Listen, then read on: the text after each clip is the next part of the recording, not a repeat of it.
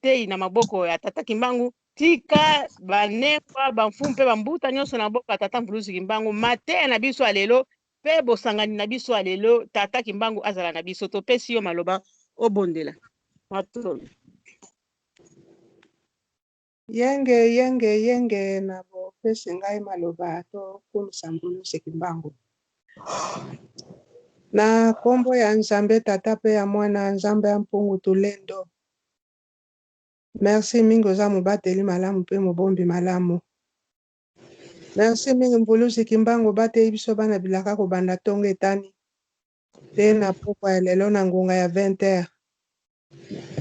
Kimbangu merci mingi opesi biso makasi osangisi biso lisusu lokola momeseni. Na pokwa ya lelo po totombola kombo na yo. Ata mokili mama Mwilu, mama ya bana ebele, mama ya mabota ebele, mama ya motema malamu. Tala biso bana na yo toye komikitisa epai na yo na pokwa ya lelo. Mama yokela biso mawa, mama sunga biso yoza mama. Kota ya mapuma na biso te. Osangisi biso na pokwa ya lelo po ete toyoka mateya oyo ebombami na kati ya buku ya kukele. Sunga motei oyo ya koteya biso liloba na yo. Tombola misala na ye, tombola makanisi na ye. Tombola pe mayele na biso bana bilaka. Bana bebe mikaki twadi toza bana mayele. Toza bana botosi. Toza bana petaka ngonga oyo esengeli tosangana mpona lokumu ya tata Mvuluzi Kimbangu. Yango mingi mpona tinu Kongo oyo opesa biso na kati ya BBMK. Aya koluka biso bana bilaka. Ndenge toya na ya bapaya. Aya kosangisa biso. Pambola ntinu Kongo. Pambola mama Mugeni. Ete musala baza kosala na kati ya BBMK. Na mangengenge ekende liboso. Pambola motei. Pesa motei mayele. Pesa motei mia. Ete ate ya biso. Oye kokota biso na matoi. Pe tovandisa yango na motema. Pe tosala nango misala na ndenge longo bani. Oza malamu tata mokeli. Oza malamu Mvuluzi Kimbangu. Oza wana mpona biso. Biso bana bilaka. Kasi epai na yo papa. Sunga biso. Zala na biso. Maladi nyonso eza na kati ya BBMK longola yango. Botisa kimia. Botisa bolingo mbuma ya malamu. Tika ete motei.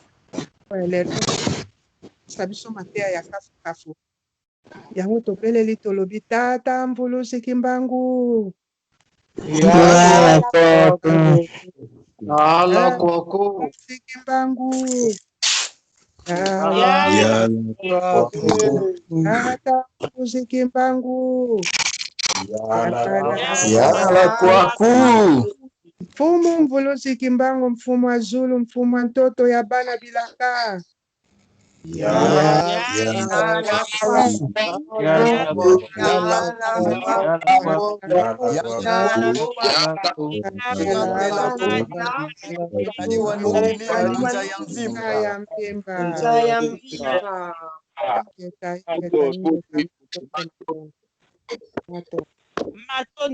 matondo mingi nengo na biso zobo kosalela biso losambo ya kafu wana sans plus tarder tokopesa maloba lelo tokopesa maloba na motei na biso mokolo lelo biso nyonso tokopesa maloba na motei ya lelo biso tokanga ba micro na biso tolanda na bokebi nyonso bongo tata Kimbangu azala na biso na kati na bolingo na mibeko pe na misala matondo wana tokobenga mfumu na biso newola nde motei na biso ya mokola lelo topesi bino maloba mpona kolesa biso lelo oyo ezali ya molimo bilei ya molimo tolia yango vraiment na moto bozali na 35 minutes na bino ya koteya boteya biso boyebisa biso bolobela biso matondo mfumu wola topesi bino maloba.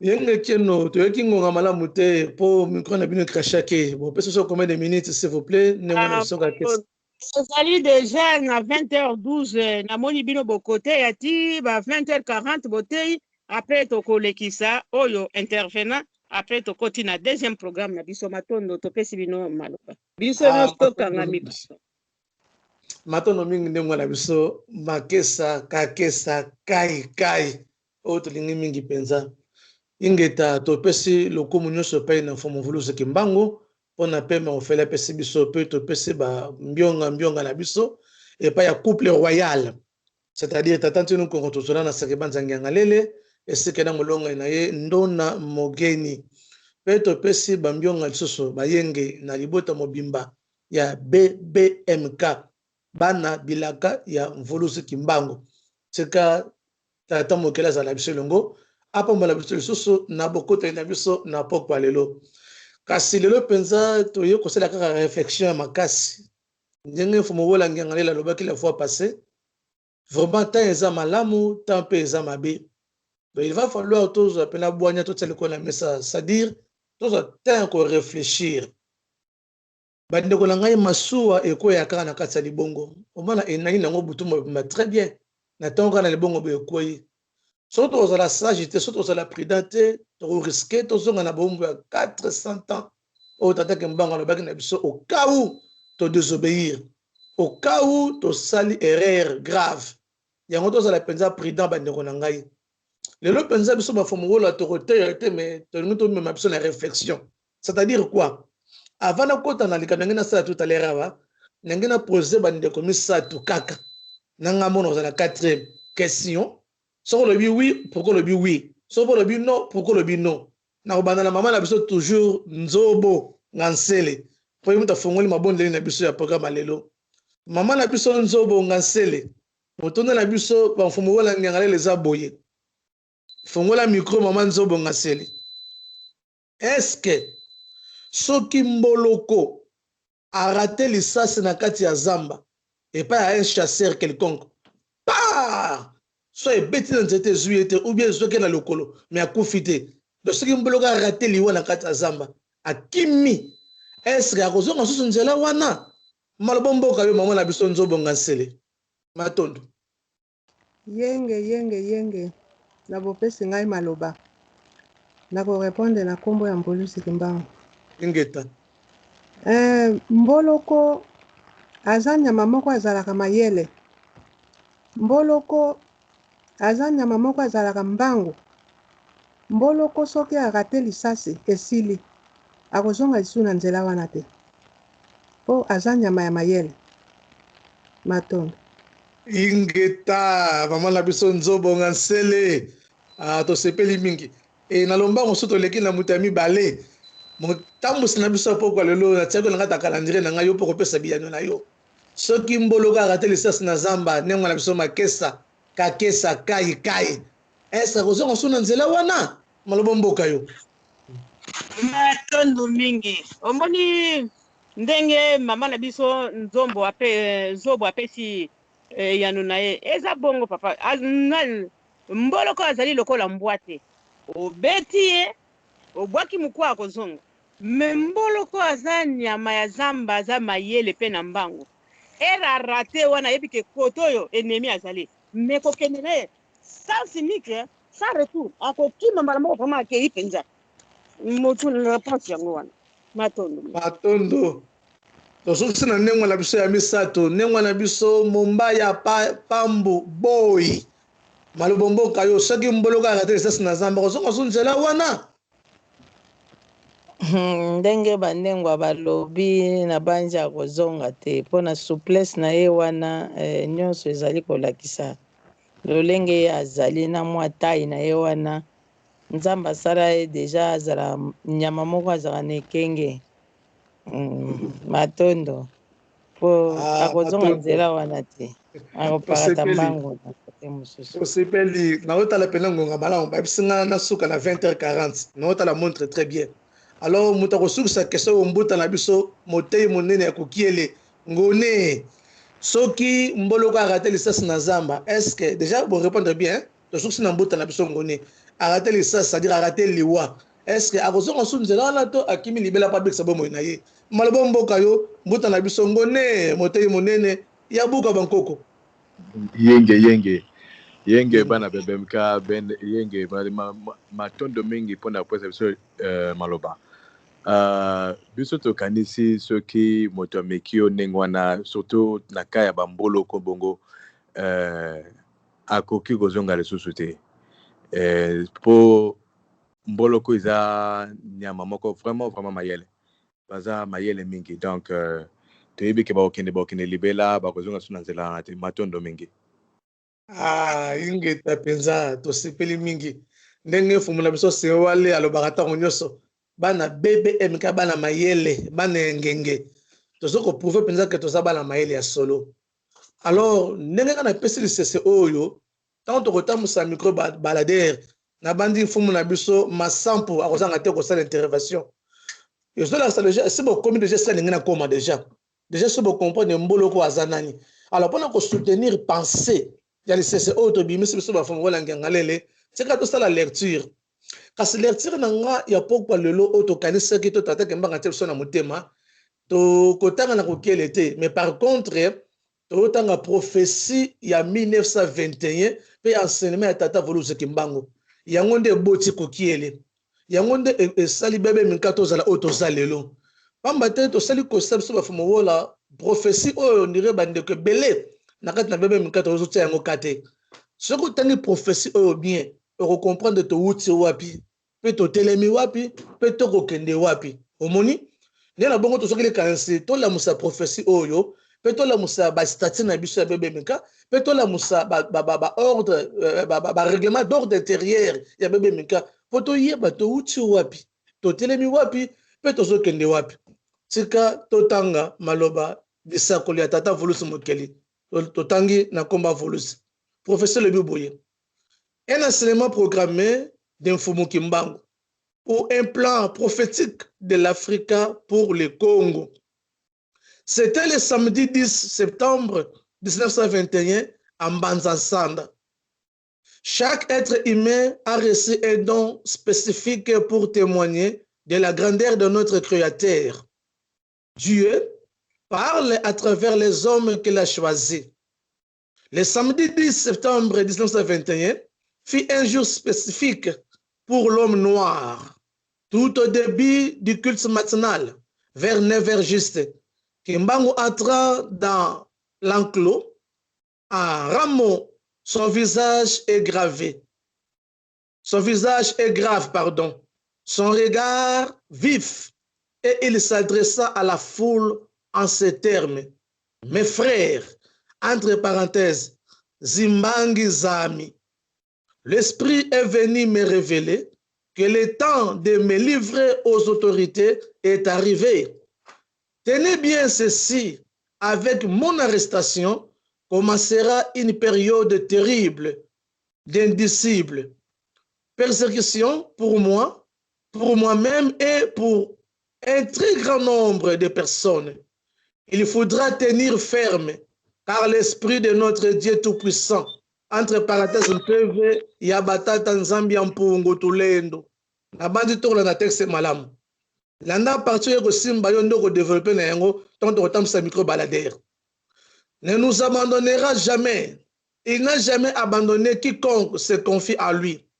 Les autorités gouvernementales, entre parenthèses Fumu Zalu Yalo, vont imposer à ma personne physique un très long silence.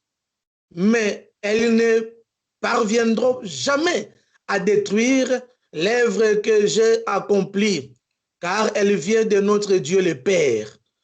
Certes, ma personne physique, entre parenthèses, Kinsuni Kiami, sera soumise à l'humiliation et à la souffrance. Mais ma personne spirituelle, Kimpeve Kiami, se mettra au combat contre les injustices sémées par le peuple du monde des ténèbres qui sont venus nous coloniser, car j'ai été envoyé pour libérer le peuple du Congo. Awa tata ke manga bite ke kole satinda ki ngai pona kango la peuple Congo te. Ataki komba kole sote. Bongele mezo mwene. Alobi car j'ai été envoyé pour libérer le peuple du Congo. Kula minkangu miyankongo, entre parenthèses, et la race noire du monde. Zindombe zazu. L'homme noir deviendra blanc et l'homme blanc deviendra noir, car les fondements spirituels et moraux tels que nous les connaissons aujourd'hui seront profondément ébranlés. Les guerres persisteront à travers le monde. Le Congo sera libre et l'Afrique aussi. Mais les décennies qui suivront la libération de l'Afrique seront terribles et atroces, car tous les premiers gouvernements de l'Afrique libre travailleront au bénéfice des Blancs et un grand désordre spirituel et matériel s'installera. Les gouvernements, Miyandi entre parenthèses de l'Afrique, entraîneront sur les conseils des Blancs leurs populations respectives dans des guerres meurtrières et s'entretiront, la misère s'installera. Beaucoup de jeunes quitteront l'Afrique dans l'espoir d'aller chercher le bien-être dans le pays des Blancs. Ils parleront toutes les langues des Blancs. Parmi eux, beaucoup seront séduits par la vie matérielle des Blancs. Ainsi, ils deviendront la proie des Blancs.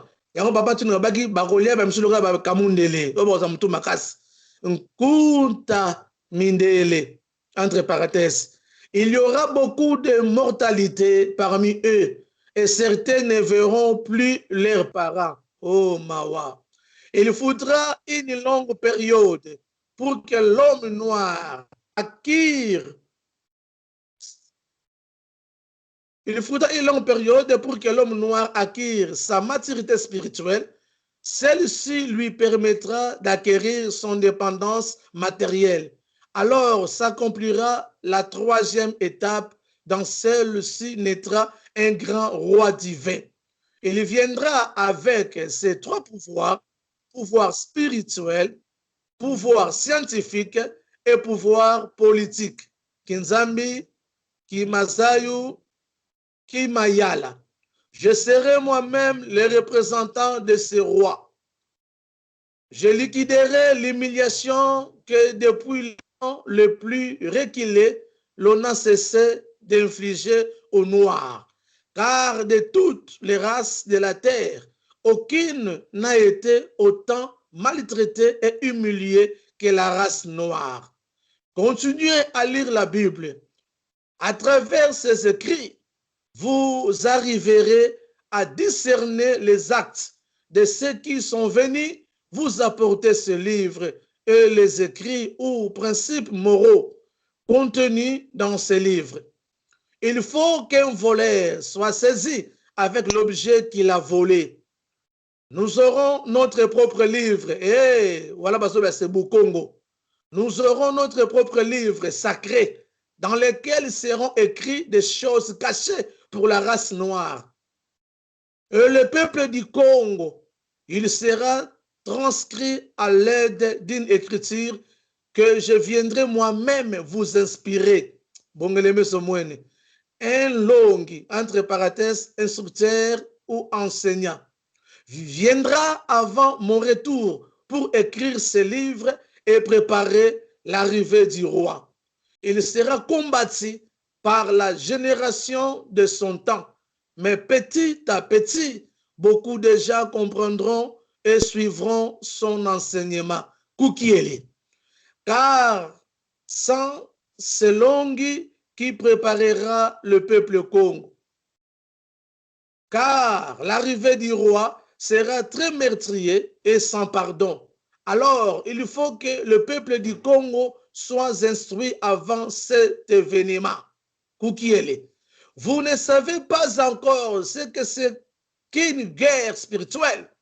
Quand le peuple Congo commenceront à se libérer, un pays qui osera attaquer le Congo sera englouti sous les eaux. Vous ne connaissez pas encore, la puissance de ceux qui sont envoyés par le Père Tout-Puissant. À quoi sert à l'homme de s'attaquer à Dieu si le jour de sa mort, même s'il avait beaucoup de biens matériels, il n'a même pas le temps d'arranger son doigt. Vous ne savez pas de quoi et faites votre vie Et pourquoi vous vivez? Car existe physiquement, c'est apparaître comme presque rien. Pourquoi tuer votre prochain et espérer rester en vie? Et pour combien de temps? Dieu n'est pas le temps ni l'espace. Il est un tout dans le tout. Wena wakalunga, wana Congo. La génération du Congo perdra tout. Elle sera embrouillée par des enseignements et des principes moraux pervers du monde européen. Mavanga Mabisi Mputu. Elle ne saura plus les principes maritaux de ses ancêtres. Elle ignorera sa langue maternelle. Alors je vous exhorte à ne pas négliger ni mépriser vos langues maternelles. Il faut les enseigner à vos enfants et à vos petits-enfants, car viendra un temps où les langues des Blancs seront oubliées. Dieu le Père a donné à chaque groupe humain, Nkangu ou Abantu, une langue qui sert comme d'une alliance de communication. Nsinga Wambila, Kukieli. Préparez-vous à la prière. Alors prions. Prière à vous tous, les anges du trône. Ah, tu retiens la prière. Ah, c'est ce qu'on peut sa prophétie. Tu retiens la prière. Prière à vous tous, les anges du trône céleste. Source de notre existence. Prière à vous, les 7 anges qui siègent à la cour de Dieu Tout-Puissant. Prière là où se lève le soleil et là où se couche le soleil.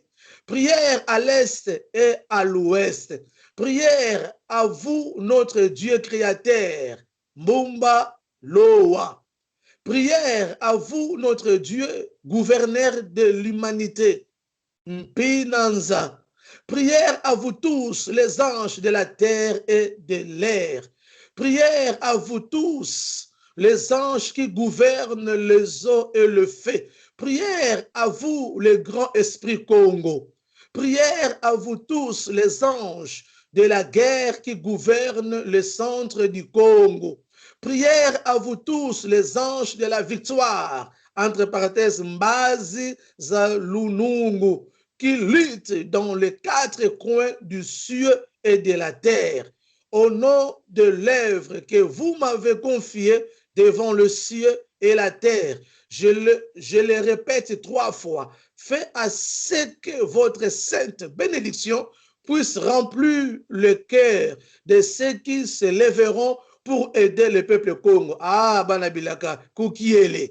Je vous le répète encore 3 fois et je m'adresse à ceux qui mépriseront mon œuvre par ignorance. J'implorerai notre Père créateur afin qu'il leur pardonne et qu'il leur ouvre la voie de la compréhension. M'égare à ceux qui vont se servir de couteaux, de flèches, de fusils, de poisons et de la sorcellerie, d'envoûtement ou de tout autre moyen de nuisance pour causer la mort et la désolation au peuple du Congo. Ces genres détruisants, qu'ils soient des blancs ou des noirs, qu'ils soient des Bakongo perdus ou des Bangala, qu'ils soient des Baluba ou des Swahili, ces esprits de ténèbres, je les jure au nom de tous les envoyés qui ont été tués au Congo, en Afrique, en Asie, en Amérique et en Europe, que leur esprit maudisse ces ignobles individus, qu'ils soient détruits et envoyés dans les prisons spirituelles de ciel. Kukieli. Je les demande et je les commande à vous tous, les anges de cieux et de la terre, de mener un combat pour le progrès humain et divin. Je le répète encore 3 fois, devant le ciel et la terre, gare à ceux qui continuent à chercher la désolation dans les quatre coins du monde. Venez, ô Dieu le Père Tout-Puissant, je vous appelle, ainsi que tous les anges de la guerre, Mbazis en vita, afin de conduire un combat contre ce monde de ténèbres, ainsi en boubou. Gare à ceux qui continuent à renforcer les esclavagismes et la colonisation des peuples noirs. Vous êtes un Dieu vivant. Je vous implore sans cesse. Ngieti kumfiongonena, au nom du sang versé par tous vos envoyés et de leur humiliation, je vous le demande et je vous le recommande. Oh Dieu d'amour, entre parenthèses Kalunga, venez avec vos anges de cieux et de la terre pour détruire cette humanité des ténèbres, Mahanza Magibulu, qui continue à se manquer de votre amour majestueux. Je demande à ce que la guerre éclate encore en Europe, Vita Yabua Dianka Kumputu, pour que la race noire se réveille et puisse revêtir une maturité qu'elle avait perdue depuis les temps les plus reculés. Que votre alliance soit sanctifiée et bénissez le peuple Congo et la race noire de toute l'humanité. Ingeta. Ingeta. Ingeta. Ingeta. Voilà, on a prié, Fomuvulusi Kimbangu Yemoko.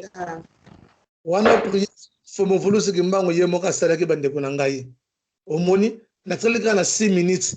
Oh, va passer na sur avec 40. Na respecter l'air. Donc, prière Fomu Kimbanga Salaki Yangwana Yemoko notre Vulusi. Na lors la CP na prière on a lobby. Partout nous sommes rebondissant Congo bakosala englouti.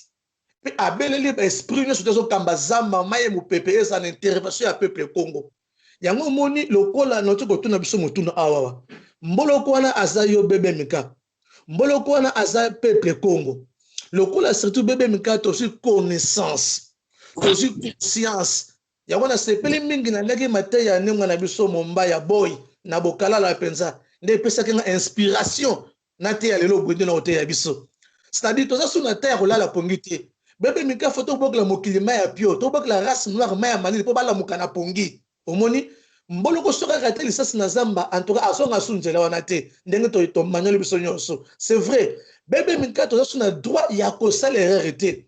Ya omoni ekezala passe pe mawa soki osa bebe mika meti lelo osobela ka kombo ya Yesu. C'est que ozonga ka sika kufa o ememaki biso. Omoni ce que vous avez bébé mika ozo keneka binzambi nzambe ozo simaka bible ozo lo bakati na ote toke na no malembe te bato bakoko lo balangage malembe za bato baso ka biso na musika ona ba posali pembeni na biso te mais yo oso lati bilamba ya tata Vulusi oso lati uniforme ya tata Vulusi osi olati étiquette ya tata Vulusi bande ko nanga oza na droit ya kozonga so sima na kufa te oza na droit ya kosala so hérité pour 400 ans ya boumbe ça na biso liboso surtout sali mbeba. Or, surtout aussi prophétie à Tata Kimbangu. Surtout yoki ton dimi lo sambo oyo. To comprendre que bisone to telemi poto kango la peuple moyindo. Bebe mekane to telemi poto kango la batung Congo. Bisone to telemi poto biki sa noir na difficulté na yango. Nengo langa momba ya boya beke lo mona tonga intéressé na makasi. Abi malgré centenaire salami. Oui, c'est vrai. Malgré ba fongoli musée. Oui, c'est vrai. Mais ce côté la réalité à moto mwindo. Au moment on dirait to saka na boumbo kaka.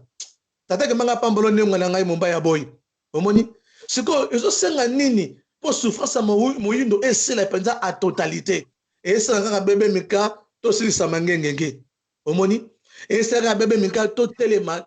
C'est vrai, nza bazo pambolo na biso d'une manière ou d'une autre. Tata Nzambe Vulusi Kimbangu a pambolo ka mutu nyoso na sena moyoyo. Et loko ne bomaka biso za kanini et ça manque ya bonne gestion en fait. Omoni surtout biso la mikina poto awa entre parenthèses ba maman. Moi, maman, bon, ça va dépasser mes enfants tout dans ma colo.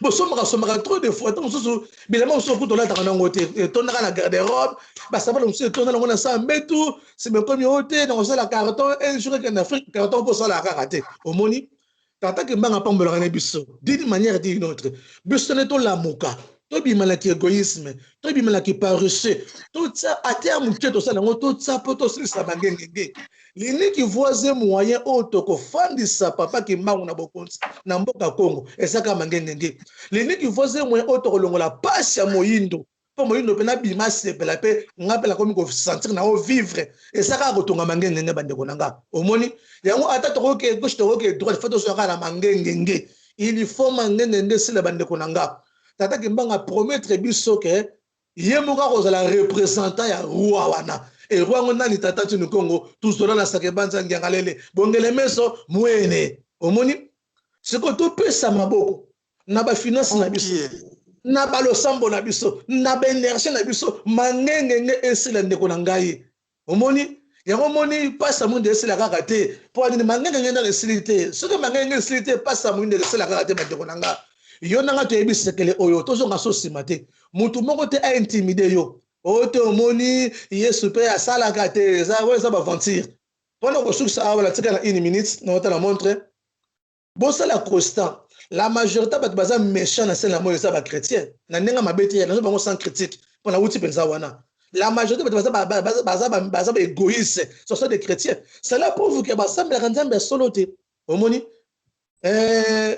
ndeko moko alobi boye na video moko boye azalaki katiere aosala témoignage alobi ngalaki na mposa na bongo na motema naye na bakrete baeglise me nakuti bapase mpe bazalaka na misala mabe bazalaka na monde na biso epuis ndeko sokamusa ngai biso tonto obelaka sata asalaka tokomona bamiracle esalema mais pourquoi bango baosambela nzambe nzambe na bango azosala te seke biso toleki bango na nguya ozomona nazorépondre katiere wana boye nzambe na bango azosala te parce que aza na nzambe ya lokuta basambelaka nzambe ya bapaya nzambe oyo aza vrai te bazosambela nzambe na ignorance yango moye basala eza te donc bebe mika yo nanga topesameli responsabilité wana tosilisa mangengenge s'il vous plaît toyoki prophétie ya tata kimbangu toyoki prière ya 1921 c'est-à-dire epesameli yo nanga bebe mika nde mokumba wana mpo tobimisa moyindo na libulu ya misère oyo moyindo aza na yango mpona kobimisa moyindo na libulu ya misère vo ezaka moko mangengenge ndeko na ngai ezala okanyaka 10 euros longolaka mwa 2 euros tia mopanzi mpo totonga mangengenge ezala okanyaka 10 reine okanyaka 10 livres sterling